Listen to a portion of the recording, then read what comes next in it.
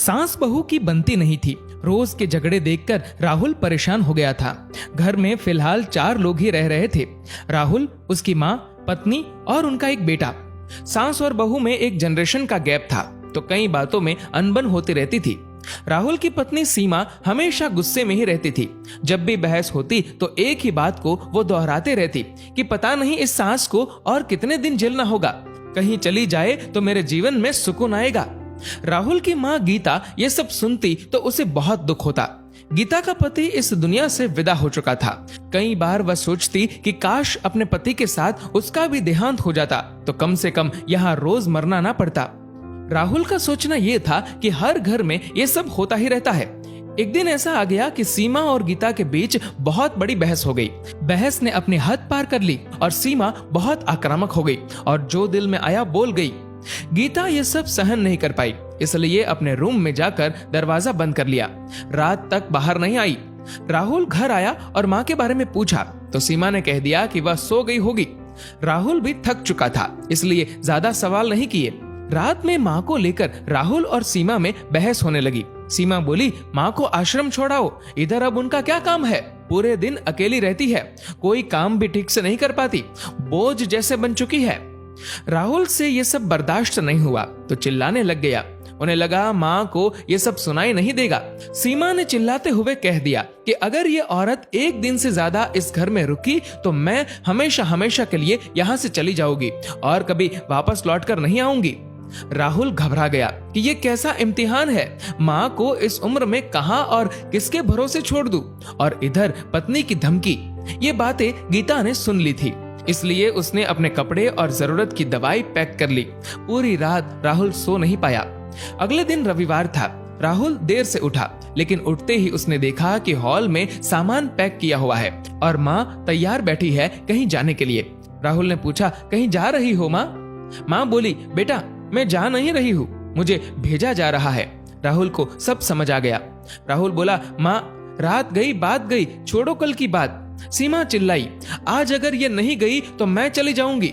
गीता ने राहुल को प्यार से समझाया कि बेटा मेरी वजह से तू अपना भविष्य मत बिगाड़, मुझे बस आश्रम छोड़ दे। आंखों में आंसुओं के साथ बोली, बस हफ्ते में एक बार मुझसे आकर मिल लेना, मुझे बहुत सुकून मिलेगा।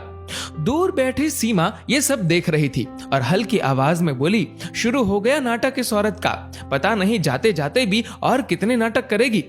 राहुल ने सोचा कि अब और कोई रास्ता नहीं, इसलिए माँ को लेकर गाड़ी से आश्रम के लिए निकला।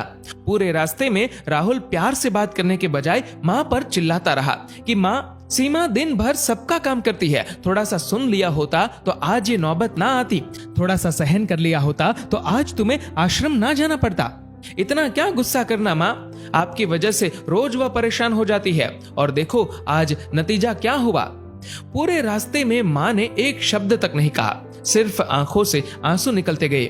राहुल बोला, माँ अब ये रोना बंद करो, कुछ दिन आश्रम में रहो, मैं सीमा को समझाऊंगा, जैसे ही वो हाँ बोल देगी मैं तुम्हें लेने आ जाऊंगा।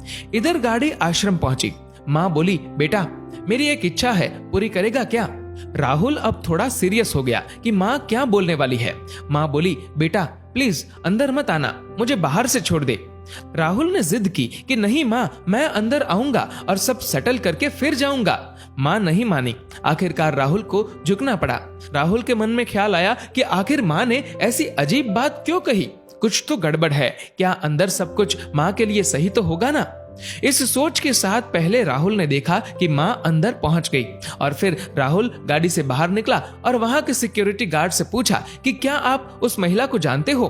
तो गार्ड बोला, हाँ, लेकिन आप क्यों पूछ रहे हो? राहुल ने जवाब दिया, ऐसे ही। गार्ड बोला, इनके जैसी दयालु महिला आज तक नहीं देखी। कुछ 30-35 साल पहले ये अपने पति के साथ हर हफ्ते इधर आती, बुजुर्गों की सेवा करती। राहुल थोड़ा भावुक हो गया। गार्ड ने आगे कहा, इनके बारे में एक बात बताऊं सर? राहुल बोला, जी हाँ बोलिए ना। गार्ड बोला, ऊपर वाला भी गजब है। राहुल ने पूछा, क्यों? तो गार्ड बोला, इस महिला की कोई संतान नहीं है। राहुल के होश उड़ गए। बोला, क्यों, ऐसे क्यों बोल रहे हो? गार्ड बोला, जी सर, इनकी कोई संतान नहीं है।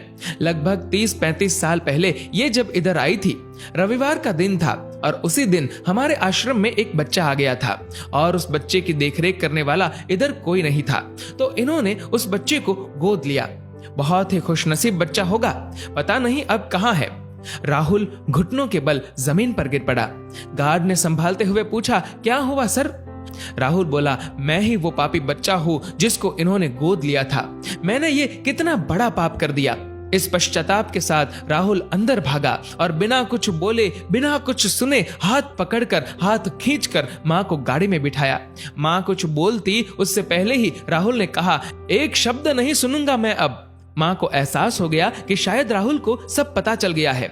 घर पहुंचकर राहुल ने पत्नी सीमा को पूरी कहानी बताई। अंत में राहुल ने कहा कि अभी तक तो मां हमारे साथ रह रही थी, लेकिन अब ये घर मां का है और हम मां के साथ रहेंगे। यदि किसी को दिक्कत है तो वह घर छोड़कर जा सकता है। राहुल और सीमा ने मां के पैर पकड़े और माफी मांगी। सब कुछ होगा तुम्हारे पास, पर सुकून नहीं होगा, क्योंकि सुकून तो मां के आंचल में होता है और उस आंचल को कभी बिखरने मत देना।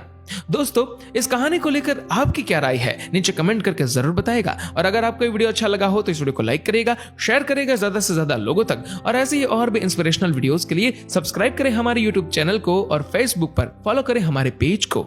धन्यवाद।